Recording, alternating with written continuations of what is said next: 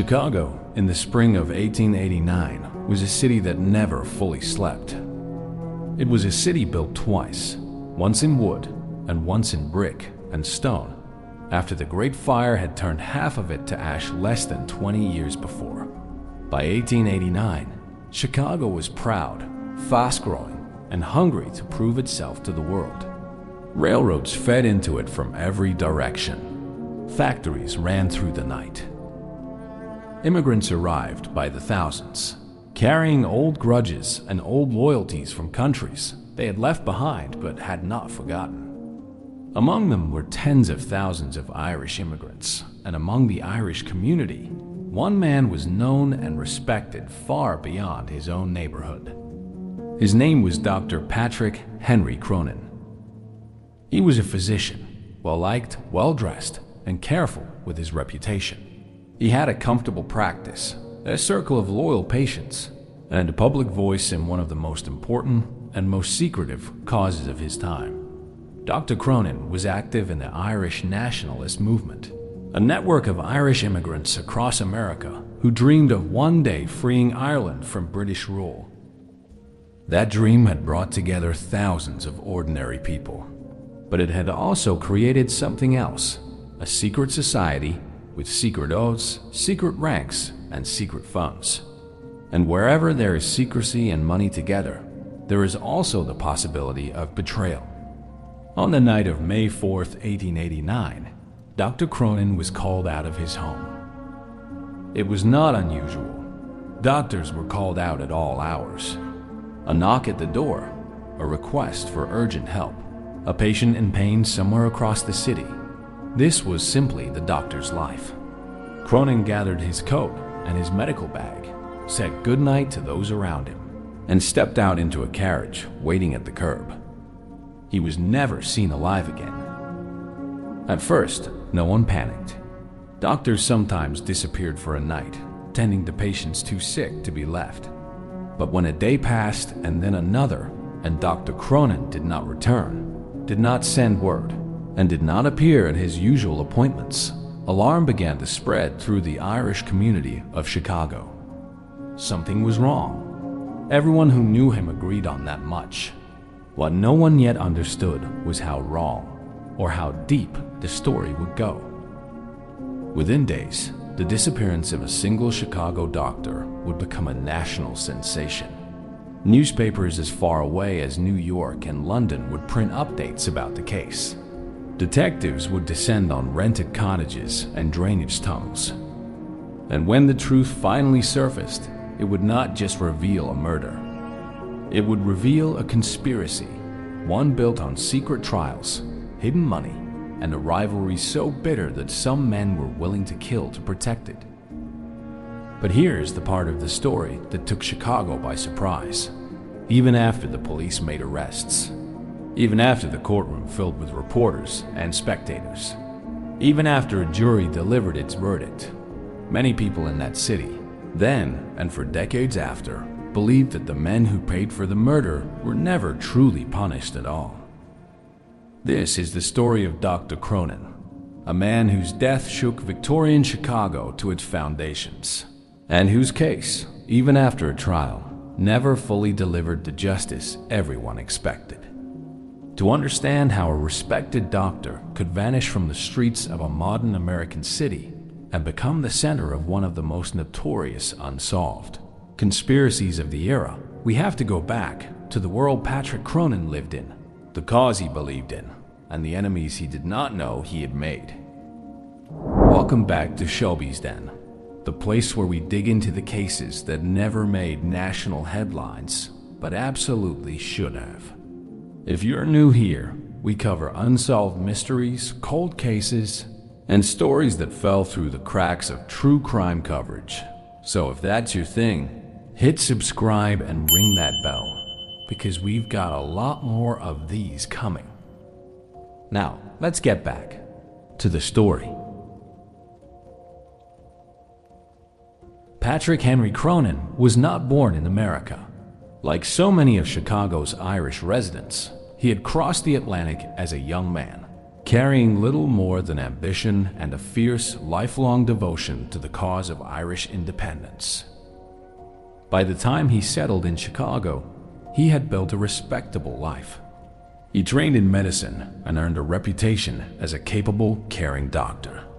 His patients trusted him. His colleagues respected him. To most of the city, he was simply Dr. Cronin, a hard-working professional doing well in a growing American city.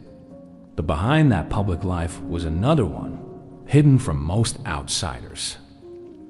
Cronin was a committed member of a secret Irish nationalist organization, often known by its members as the Clan, a network dedicated to raising money, organizing support, and for some of its more radical members, planning direct action against British rule in Ireland. Groups like this existed across America in cities with large Irish populations. They operated in secrecy, with initiation rituals, coded communication, and strict rules about loyalty.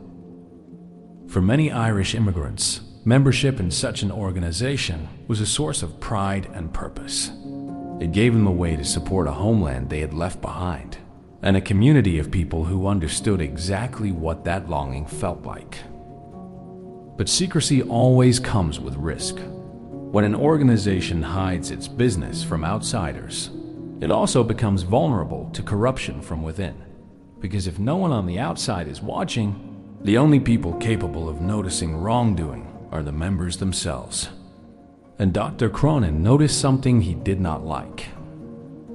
He became convinced that a powerful faction within the organization, led by men with significant influence over its funds and its leadership, was mishandling money meant for the cause. He believed some of the leadership had grown more interested in personal power and profit than in the mission they claimed to serve. This was not a quiet disagreement. Cronin was outspoken. He raised his concerns publicly within the organization, demanded accountability, and pushed for investigations into how funds were being used. In doing so, he directly challenged men who were used to operating without question. Men who had built influence not just within the Irish community, but in Chicago's wider political world. One name in particular would come to matter more than any other: Alexander Sullivan. Sullivan was a man of significant standing, politically connected, socially prominent, and deeply influential within the same nationalist network Cronin belonged to. He built alliances that stretched into Chicago's police department and its political machine. He was not a man used to being questioned, and he was certainly not a man used to losing. Cronin's accusations against the leadership, and against Sullivan specifically, created a bitter and very public rift. Formal hearings were held within the organization to examine the claims. Accusations were made. Counter-accusations followed. The dispute grew personal, and it grew dangerous. Cronin did not back down. He continued to speak out, continued to demand accountability, and continued to insist that the truth about the organization's finances be brought into the light. Those around him worried. Friends later said that Cronin himself sensed that his outspokenness had made him enemies, powerful ones. He was not a naive man. He understood that secret societies dealt harshly with members who threatened to expose their secrets. But he continued anyway. By the spring of 1889, the tension inside the organization had reached a breaking point. And then, on the night of May 4th, a stranger arrived at Cronin's door with an urgent request for medical help that it seemed, at first, like nothing more than routine. It would turn out to be anything but. The call that came for Dr. Cronin that evening was, on the surface, entirely ordinary. A man appeared, explaining that a worker at a nearby ice house had suffered a serious injury and urgently needed medical attention. Doctors in that era were frequently summoned this way. No telephones to confirm details, no way to verify a story except to trust it. A man in pain somewhere in the city, and a doctor with the skill to help him. Cronin had answered calls like this hundreds of times. He gathered his medical bag, put on his coat, and left with the messenger. A carriage was waiting. What Cronin did not know, what almost no one would know for several agonizing days, was that the injured icehouse worker did not exist. The entire call was a fabrication, carefully designed to lure him out of his home and into the hands of men who intended for him never to return.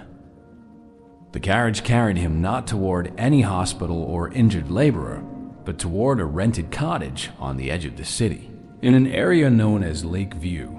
The cottage had been leased under a false name weeks earlier, seemingly for exactly this purpose. It was isolated enough to muffle sound, private enough to avoid curious neighbors, and prepared in ways that would later horrify investigators for something far worse than a medical emergency. What exactly happened inside that cottage that night? Only the men involved ever truly knew in full. But based on what investigators would later piece together from blood, from broken furniture, and from a trunk discovered soaked through with unmistakable stains, the picture that emerged was brutal. Dr. Cronin had been attacked, beaten with tremendous repeated force. There was no evidence of a struggle that ended quickly or mercifully. The violence used against him was extreme, more consistent with rage or fear of exposure than with any planned, clean execution. His body, once the attack was over, needed to disappear. And in a city as large and as busy as Chicago, there were many places for the guilty to hide a secret, but few places as effective and as grim as the city's own drainage system. Cronin's remains were transported away from the cottage under cover of darkness and ultimately concealed within a sewer catch basin tucked out of ordinary sight, in a location that made discovery unlikely unless someone specifically knew where to look. For days, the city knew none of this. What the city did know was that a respected doctor had vanished without explanation, and that his absence made absolutely no sense for a man of his habits and character. His friends organized search efforts. His fellow members within the Irish nationalist community grew suspicious immediately. Many had heard about his bitter conflict with Sullivan's faction and could not ignore how convenient his disappearance was. Newspapers picked up the story almost immediately, and it spread with astonishing speed. A missing doctor, tied to a secretive political organization, vanishing without a trace. It was the kind of story Victorian-era readers devoured, filled with mystery, suspicion, and the unmistakable scent of scandal involving powerful men. But suspicion was not evidence, and for those searching for Dr. Cronin, each day that passed without answers made the truth feel further away, not closer. It would take a discovery, both accidental and gruesome, to finally break the case open. A discovery that would confirm the community's worst fears and set off one of the most sensational criminal investigations of the era. Nearly 2 weeks passed with no sign of Dr. Cronin. His disappearance had already become a citywide obsession. Rumors moved faster than facts. Some believed he had fled the city under threat. Others believed he was being held somewhere against his will. Very few, if any, believed the explanation offered by those closest to Sullivan's faction, that Cronin had simply left of his own accord, perhaps to avoid his critics, perhaps for reasons of his own. Then, on May 22nd, workers inspecting a drainage system inside a catch basin at the edge of the city made a horrifying discovery. A body, badly decomposed but still identifiable through personal effects and physical characteristics, had been hidden within the drainage structure. Word spread through Chicago within hours. The missing doctor had been found, not resting somewhere safe, not hiding from his enemies, but murdered and discarded like refuse in the city's own underground waterways. The public reaction was immediate and intense. If there had been doubt before about whether foul play was involved, that doubt evaporated completely. Newspapers ran the story on their front pages for days. Crowds gathered outside the police station demanding updates. For a city that prided itself on modern order and progress, the discovery of a respected professional murdered and hidden underground felt like a direct wound to its self-image. Chicago's police, under enormous public pressure, began working the case with unusual speed. Investigators traced the carriage that had carried Cronin away from his home on the night he disappeared. That trail led them to the rented cottage in Lakeview, the same isolated property that had been leased weeks earlier under a false identity. Inside, investigators found the evidence they needed to confirm what many had already suspected. Bloodstains marked the floor and walls. A trunk, heavily blood-stained, sat as grim testimony to how the body had likely been transported away from the scene. The cottage had clearly been prepared in advance, not for any medical emergency, but for a planned and deliberate act of violence. As detectives worked to identify who had rented the cottage and who had lured Cronin there, a disturbing pattern began to emerge. The names connected to the plot were not strangers to the Irish nationalist community. They were men known to be closely tied to the very faction Cronin had spent months publicly accusing of corruption. Among those eventually implicated were a Chicago police officer named Daniel Coughlin, along with several other men connected to the organization's inner circle, including men named Martin Burke and Patrick O'Sullivan. Their alleged roles varied. Some accused of luring Cronin from his home, others of participating directly in the violence, others of helping conceal the crime afterward. But one name loomed larger than any of the men actually arrested: Alexander Sullivan himself, the powerful figure Cronin had accused of financial corruption, and the man many believed had both motive and influence to arrange his rival's death. As Chicago waited for arrests, for confessions, for some clear resolution to the horror that had gripped the city for weeks, a new and troubling question began to take shape. Would the men who had actually carried out the killing be the only ones held responsible? Or would the man widely believed to have ordered it walk free, protected by his wealth, his connections, and his influence over a city that, for all its modern pride, still ran on old-fashioned favors and quiet arrangements between powerful men? That question would define everything that followed. As Chicago police pieced together the timeline of Dr. Cronin's murder, arrests began to follow. Daniel Coughlin, a police detective with deep connections inside both the department and the Irish nationalist organization, was among the first taken into custody. His position was especially damaging to public trust. A man sworn to uphold the law was now accused of helping orchestrate one of the most brutal killings in the city's recent memory. Others followed. Patrick O'Sullivan, a local businessman connected to the cottage's rental, was arrested and accused of playing a direct role in setting the trap that lured Cronin to his death. Martin Burke, believed by investigators to be one of the men most directly involved in the physical attack, was tracked down and arrested as well, though not without a considerable manhunt, as he had fled the city in the aftermath of the murder. As each arrest was announced, newspapers speculated wildly about how far the conspiracy reached. Was this simply a group of low-level operatives acting on personal grudges? Or were they instruments of a much larger plan, orchestrated by men with far more power and far more to lose? Public opinion in Chicago's Irish community split sharply. Many believed without hesitation that Alexander Sullivan had ordered the killing to silence Cronin's accusations of financial corruption and protect his own standing within the organization. Others, loyal to Sullivan or fearful of the consequences of accusing such a powerful man, insisted that the arrested men had acted alone, perhaps out of personal resentment toward Cronin rather than any organized conspiracy. This division was not simply a matter of opinion. It reflected something deeper about how power actually worked in Gilded Age Chicago.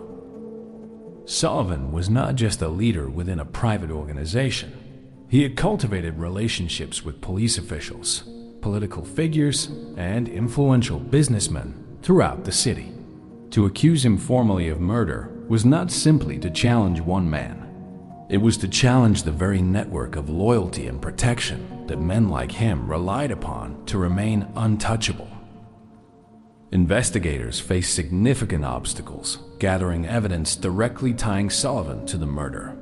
Those closest to the actual killing, the men arrested and eventually charged, either denied any connection to Sullivan at all, or refused to implicate him despite intense pressure and public speculation. Whether this silence came from loyalty, fear, or the simple absence of any real connection to prove, the effect was the same. Sullivan remained free while others faced trial for a crime many Chicagoans believed he had ordered. As the trial date approached, the case had already become far more than a local murder investigation. It had become a national symbol of a much larger anxiety, a growing fear that in America's rapidly industrializing cities, wealth and political connection could shield even the most powerful figures from consequences that fell hard on everyone else. Reporters from across the country descended on Chicago to cover what many were already calling the trial of the decade.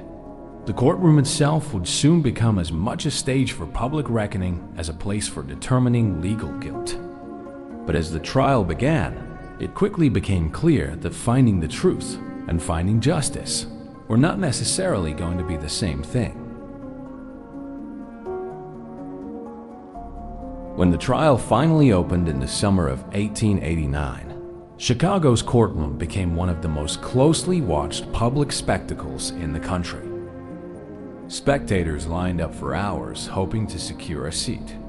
Reporters filled entire rows, sending updates by telegraph to newspapers as far away as New York, Boston, and even overseas.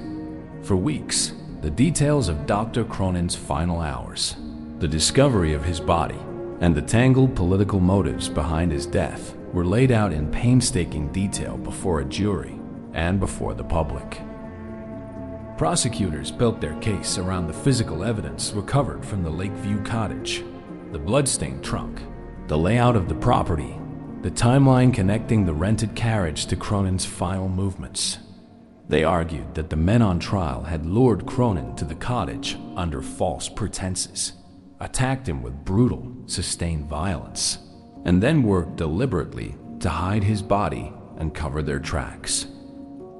The defense, in turn, worked to undercut the prosecution's narrative at every turn, challenging witness reliability, questioning the strength of circumstantial evidence, and perhaps most significantly, working hard to keep the trial focused narrowly on the individual defendants, rather than allowing it to become a referendum on the internal politics of the nationalist organization itself. This distinction mattered enormously. Cronin's supporters wanted the trial to expose the full conspiracy, to demonstrate publicly that Alexander Sullivan and his closest allies had orchestrated the murder to silence a threat to their power and their finances. But the legal case being tried was narrower than that. Prosecutors needed to prove, beyond reasonable doubt, the specific criminal actions of the men actually charged. Proving a broader conspiracy involving Sullivan, who had not been charged at all, was simply outside the scope of what the courtroom could legally address. As testimony unfolded week after week, the emotional weight of the case bore down on everyone involved. Cronin's friends and family sat through detailed, often gruesome descriptions of his final hours. Witnesses described the rented cottage, the disguised identities used to secure it, and the calculated planning that had clearly gone into preparing for violence well before Cronin ever answered that fateful knock at his door. Eventually, the jury reached its verdict. Daniel Coughlin, Patrick O'Sullivan, and several others were found guilty of offenses connected to the murder, though the specific severity of each conviction varied. Some faced life imprisonment. Others received lesser sentences tied to their more limited roles in the conspiracy. Martin Burke, believed to be one of the men most directly responsible for the physical violence against Cronin, also faced serious punishment. To many observers, this outcome should have marked the end of the story. A group of guilty men held accountable through a fair and thorough legal process, exactly as the justice system was designed to work. But for a significant portion of the public, and for many who had followed the case most closely from within Chicago's Irish community, the verdict left a critical, unavoidable question entirely unanswered. What about the man believed to have ordered it all? Throughout the entire trial, one name hovered over every proceeding without ever formally appearing on the docket as a defendant: Alexander Sullivan. Despite widespread public belief that Sullivan had both the motive and the influence to arrange Cronin's murder, prosecutors never brought formal charges against him. The reasons for this were complicated, and they remain a subject of historical debate to this day. On one level, the legal explanation was straightforward.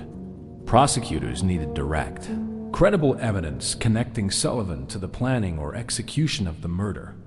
Evidence that could withstand scrutiny in a court of law, not merely public suspicion built on his known conflict with Cronin. The men who were convicted, whatever their private loyalties or fears, did not provide testimony that definitively tied Sullivan to ordering the killing. Without such testimony, or without physical evidence directly linking him to the crime, prosecutors lacked the legal foundation necessary to charge him. But many at the time, and many historians since, have questioned whether the absence of evidence against Sullivan reflected the true limits of the investigation, or whether it reflected the limits of how far investigators were willing or able to push against a man with his level of political and social influence. Sullivan was not an ordinary suspect. He held real power within Chicago's political and civic structures.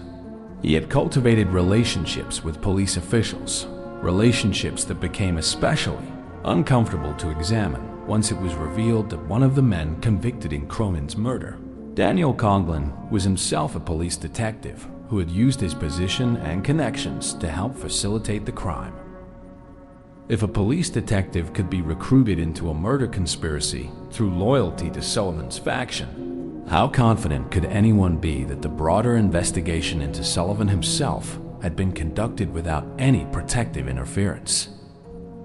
This is precisely the pattern that led many contemporaries and later historians to describe the Cronin case as a story that defied true justice, even after a trial had run its course.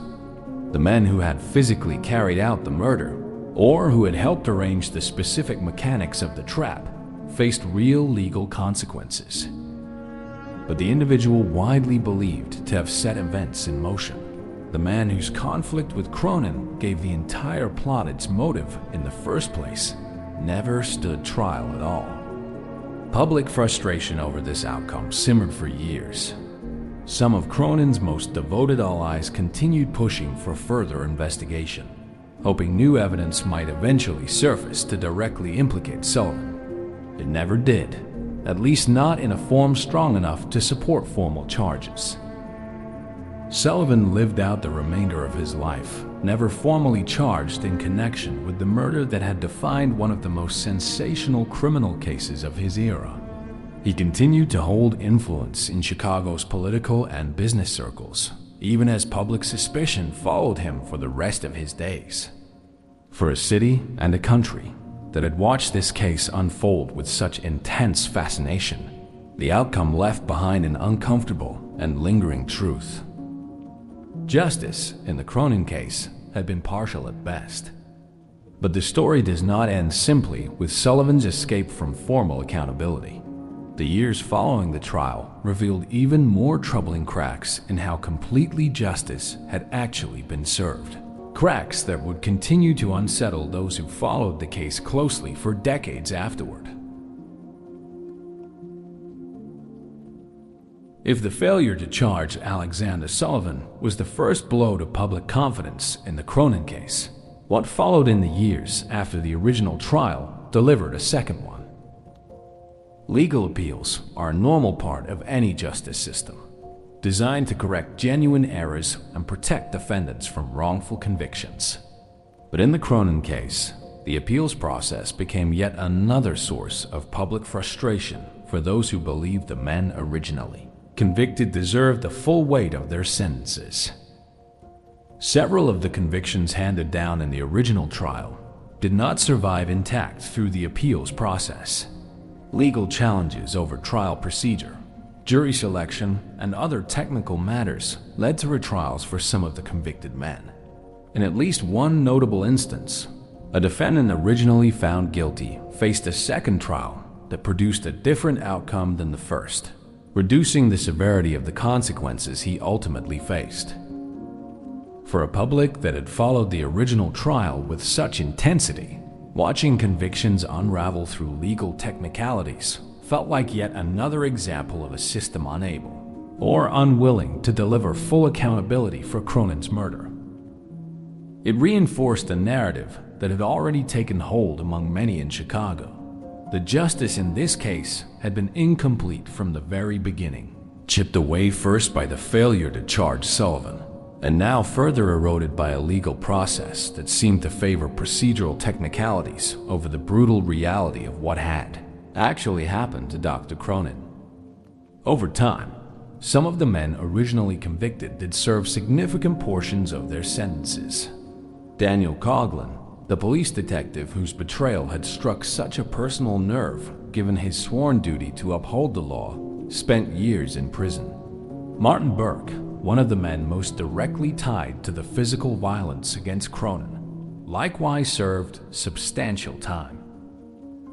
But even these sentences, served over the years that followed, could not fully answer the question that had haunted the case from its earliest days. The men punished were, by most accounts, instruments of a larger plan, men who carried out violence on behalf of a conflict that was never truly theirs to begin with. The deeper motive behind Cronin's death, rooted in accusations of corruption within a powerful political organization, was never fully resolved in any courtroom.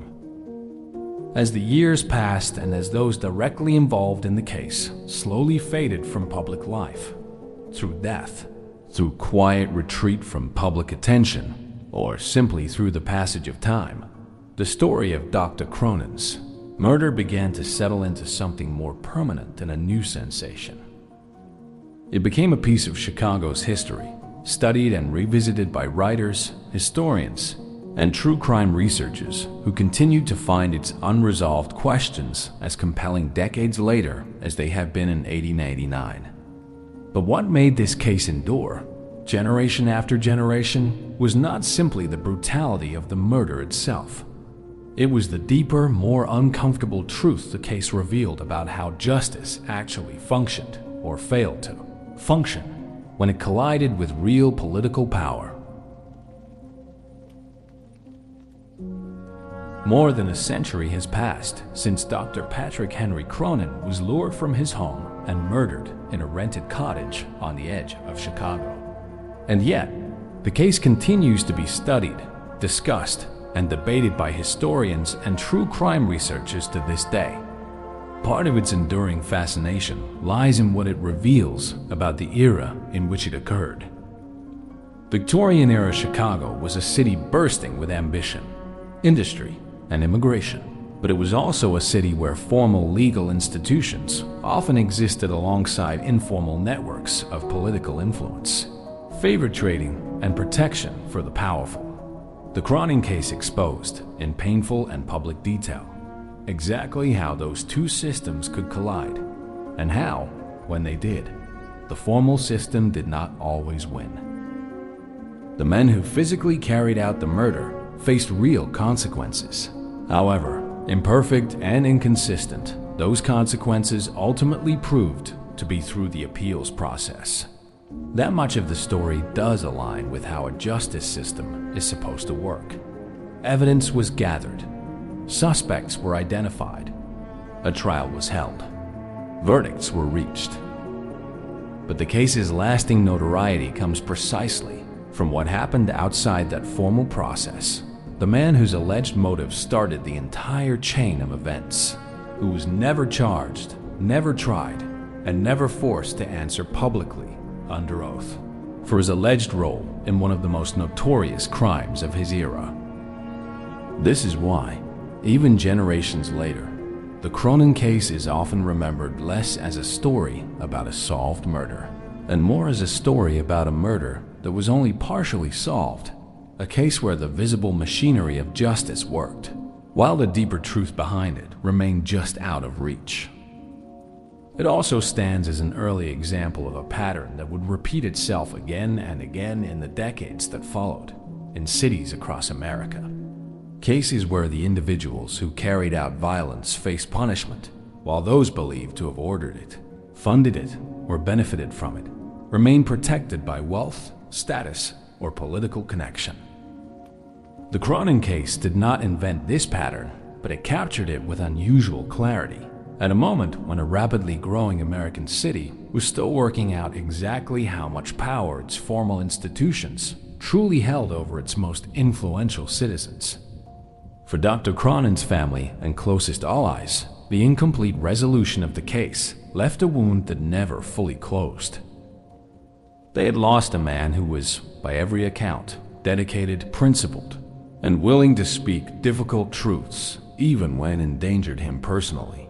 His willingness to challenge corruption within his own community, rather than staying silent for the sake of comfort or safety, is part of what makes his story so enduring. He was not simply a victim of random violence. He was, in many ways, a victim of his own integrity, punished by men who could not tolerate being questioned. And that, perhaps, is the deepest and most unsettling truth at the center of this Victorian-era Chicago case. It was not simply a murder. It was a warning, one that powerful men delivered to anyone within their organization who might consider exposing them. And for decades afterward, the fact that the man believed to have ordered that warning was never forced to answer for it in a courtroom left many wondering whether true justice in this case had ever really been possible at all. Every historical crime leaves behind more than a verdict. It leaves behind a set of unanswered questions that continue to shape how we understand the era in which it occurred. The murder of Dr. Patrick Henry Cronin exposed the hidden machinery of power running beneath the surface of a modern, rapidly growing American city. It showed how easily a respected professional could be lured from safety by nothing more than a fabricated story and a waiting carriage. It showed how quickly a private political dispute could turn lethal when the people involved had access to secrecy, loyalty, and violence. And it showed, perhaps most uncomfortably of all, how incomplete justice can be, even when a trial is held. A jury deliberates and verdicts are delivered. The men who lured Cronin from his home, who struck the blows that ended his life, and who worked to hide his body in the city's sewers, did, in large part, face consequences for their actions. But the man many believed had set the entire plot into motion walked free for the rest of his life, protected not by innocence proven in court, but by the simple absence of evidence strong enough to force him to stand trial at all. This is why the Cronin case continues to be remembered not simply as a solved murder, but as a case that defied full justice, a story where the truth was, in the end, only partially told, and where the most powerful figure at the center of it all was never required to answer for what so many believed he had done. More than a century later, his story still asks a question that remains uncomfortably relevant. When power and money stand between a crime and its consequences, how much of the truth can any justice system truly reach? For Dr. Cronin, for his family, and for a city that watched his case unfold with such intense and painful attention, that question was never fully answered. And perhaps, in the truest sense, it never will be. If you enjoyed this original mystery story, like the video, subscribe for more, and turn on notifications for future psychological thrillers, unsolved mysteries, and fictional true crime-inspired tales. Until next time, sleep carefully.